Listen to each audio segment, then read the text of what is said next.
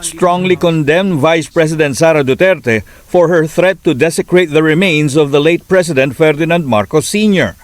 Duterte recounted her warning to Senator Amy Marcos that if they don't stop, she would dig up the remains of her father and dump it in the West Philippine Sea. The lawmakers say the Vice President's outrageous remarks were an attempt to divert attention from various issues hounding her office.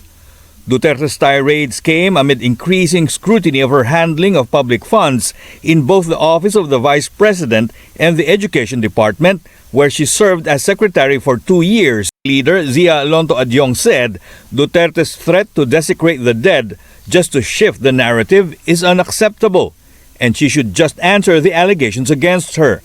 Political analyst Edmund Tayaw shares a similar sentiment, adding that Duterte's any value at all. In fact, the phrase road to perdition is again another attack on the administration, on the president.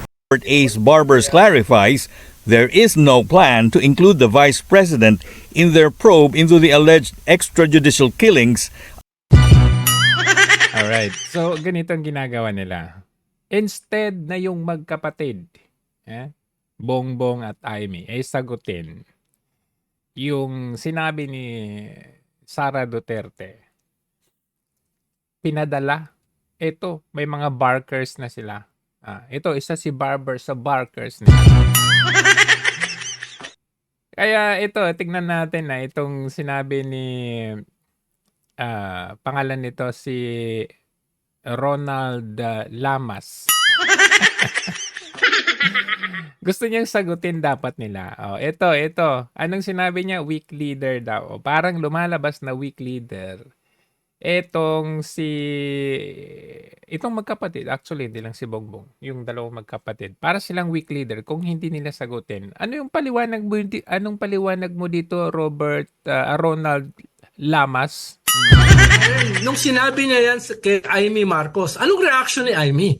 No? Hanggang ngayon tahimik si Amy, no? Anong reaction niya nung sinabi sa kanya yan ng kanyang BFF? No, parang nilaglag siya. Nilagay siya sa isang spot na mahihirapan yung kanyang sitwasyon, no? At ikatlo ay meron tayong kultura, Karen no? Kahit tayo ay nag-aaway, wag na nating isama yung bangkay ng mga namatay, yung mga yumao. Ibig sabihin tayo naman nagkikriticize sa isa't isa sa politika Pero ba't po isasama yung ama na yumao? Kaya hindi ako kontento sa sagot ng Malacanang na no comment. Kailangan mag-comment si Presidente, hindi lang dahil siya ay isang Presidente, kundi siya ay isang anak. No? Hindi pwedeng si Amy tahimik, siya tahimik. Kailangan may sagot din sila. Kung hindi magmumukha naman silang weak leader as well as isang weak na anak. No? Kaya yun yung kailangan nilang gawin. No? So you want President Marcos Jr. Weak. Yan. Ang punto nito ni Lamas, Llamas pala, hindi Lamas. Pero pares na rin yung tunog okay lang na hindi sagutin yung mga ibang bagay. Pero pag about doon sa tatay mo na yumao na, hindi nila masagot. Ibig sabihin, talaga nga namang mahinang klase ito. Hindi lang si Bongbong, pati si Amy. Pag yan ginawa ninyong mas mataas, kaya nakita natin kahit senador siya, wala, weak. Hindi niya kaya may pagtanggol ang kanyang considered BFF na si VP Sara. Kaya weak din yan. Hindi lang si Bongbong, pati yang si Amy Marcos. To answer that, yes, everything she's accused in that press con, it's that. Yes. No, wag niya sagutin yung binigyan siya ng grado na 1. Yung tao na magpapasya nun Huwag niyo na sagutin yung walang food security. No? Depende na yan sa gagawin ng kanyang gobyerno. Pero kailangan mong sagutin yung huhukayin ng iyong ama at itatapon sa West Philippine Sea. Binanggit yung West Philippine Sea dahil ine-emphasize ni Vice President yung difference nila sa foreign policy. Malinaw naman kasi si Vice President at saka yung ama, pro-China. So may ganong klaseng angulo. Bakit itatapon sa West Philippine Sea? Bakit hindi sa ilog? No? So may mga ganong aspeto Katulad nung sabi niya, sinisipon lang siya, pero hindi siya gumagamit ng cocaine. No? Parang may ganong klaseng mga patalsik Kahit yung mga allegedly innocent outburst niya. No? Nung sinabi Yan, sabi ni Lamas.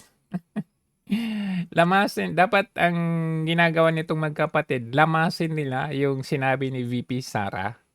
Hindi po pwede na tatahi-tahi. Imagine tatay mo yun, Kung hindi nga nila kayang ipagtanggol ang yumao na siyempre sabi nung mga yung iba siyempre parang bilang respeto naman sa yumaong namatay na, 'di ba? Tahimik sila. Hindi nila kayang lamasin.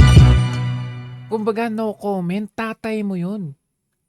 So kung hindi nga nila kayang ipagtanggol yung tatay nila, si Sara Duterte pa kaya? Kaya malinaw na ginamit lang si Sara Duterte.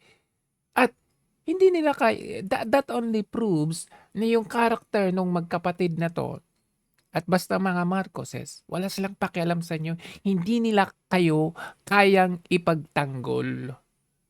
Gagamitin lang kayo. Ganun lang ang ibig sabihin nun. At the most crucial time, at the most important time, hindi ninyo sila mahahagilap. Hindi ninyo sila maaasahan. Eto nga si Lamas Alam naman natin na kontra ito kay Duterte.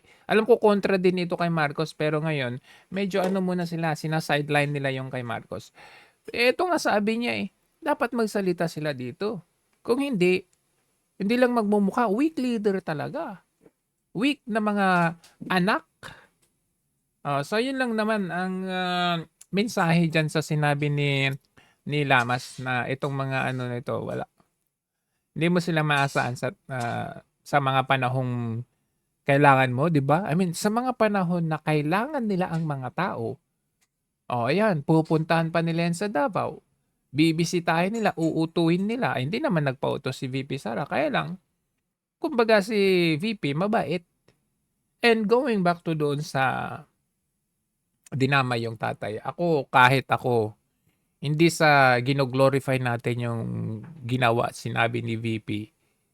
That only indicates na sobrang up to the highest level point ang galit ng isang tao para idamay at masabi yung ganung bagay. Kaya hindi ko rin siya masisisi.